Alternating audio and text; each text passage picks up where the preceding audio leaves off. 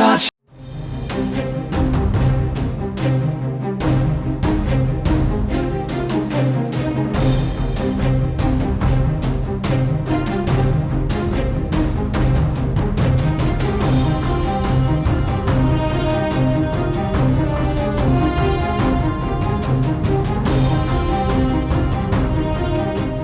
కుండపోత వర్షంతో హైదరాబాద్ నగరం అతలాకుతలమైంది. ఆదివారం సాయంత్రం నుంచి ఏకదాటి వర్షంతో నగరం తడిసి ముద్దైంది. వర్ష భీభత్సం కారణంగా రంగారెడ్డి జిల్లా గుండ్ల పోచంపల్లి మున్సిపాలిటీలో పేట్ బషీరాబాద్ పోలీస్ స్టేషన్ పరిధిలో తీవ్ర విషాదం నెలకొంది. అది దాంట్లో చేసింగ్ వాళ్ళు దాంట్లో ఉండి కూడా వాడితో పడుకొని కింద ఉన్నాడు.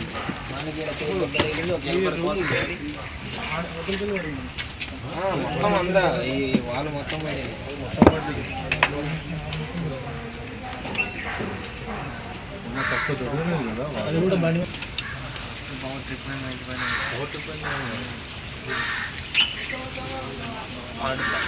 ఇట్లా పడుకొని లాగేసేవారు సైడ్ పడి పెద్దది ఆదివారం రాత్రి కురిసిన భారీ వర్షాల కారణంగా సోమవారం తెల్లవారుజామున స్థానిక వి కన్వెన్షన్ హాల్ ప్రహారీ గోడ కూలింది. ఈ ప్రమాదంలో ఒకరు మరణించారు, మరో 5గురు తీవ్రంగా గాయపడ్డారు. ఈ ఘటనపైన స్థానికులు వెంటనే స్పందించి పోలీసులకు సమాచారం అందించారు. పోలీసులు ఘటనా స్థలానికి చేరుకొని క్షతగాత్రులను సమీపంలోని ఆసుపత్రికి తరలించారు. వారి పరిస్థితి విషమంగా ఉందని వైద్యులు వెల్లడించినట్టుగా సమాచారం.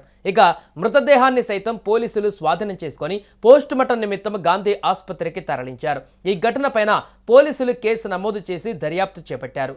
మృతుడు గగన్గా పోలీసులు గుర్తించారు.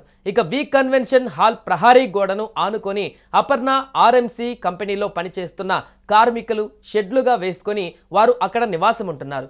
ఒక్కసారిగా షెడ్లపైన గోడ కూలడంతో నిద్రిస్తున్న కార్మికులకు తీవ్ర గాయాలయ్యాయి.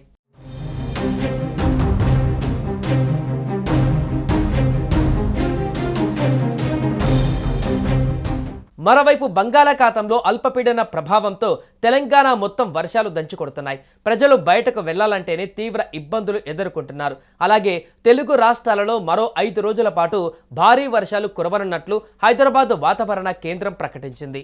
ఇక హైదరాబాద్ నగరంలో కుండపోత వాన పడింది. ఆదివారం సాయంత్రం నుంచి అర్ధరాత్రి వరకు భారీ వాన దంచుకొట్టడంతో జనజీవనం అస్తవ్యస్తంగా మారింది. ముషీరాబాద్లో అత్యధికంగా 12 సెంటీమీటర్లకు పైగా వర్షపాతం నమోదైంది. మారేడుపల్లి, షేక్పేట, కాప్రా పరిధిలో 9 సెంటీమీటర్లకు పైగానే వర్షపాతం రికార్డయ్యింది. వాతావరణ శాఖ అధికారులు ఆరెంజ్ అలర్ట్ జారీ చేశారు.